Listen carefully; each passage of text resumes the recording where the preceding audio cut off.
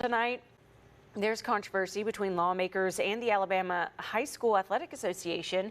A new rule implemented by the association sidelines some high school athletes in the state, but lawmakers say that rule is against the law. State Capitol reporter Ryan Hall has a story from Montgomery.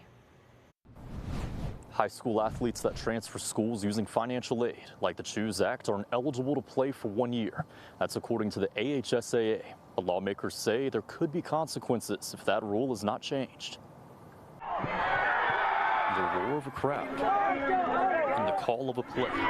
Under a new rule by the AHSAA, these Friday night lights could go dim for some players. That's if they use a $7,000 tax credit under the Choose Act to pay for school. The rule forces these athletes to sit out for a year, a stipulation Senator Chris Elliott says is illegal. It is tough for me to see where the Alabama High School Athletic Association thinks their rules trump the law of the state of Alabama, which says nothing shall impact a player's eligibility. It is just as clear as a bell. That eligibility allows athletes to flourish on and off the field, according to Representative Jeremy Gray. He says the AHSAA needs more oversight. It was meant for people to be able to choose, students to be able to, whether it was for education reasons, athletic reasons, give them opportunity. And so for them to come down with this ruling, I feel like it's kind of a slap in the face to the legislature. Representative Kelvin Datcher says the legislature should repeal or revise the Choose Act next year. However, he says the association's rule is targeting student athletes. I do know that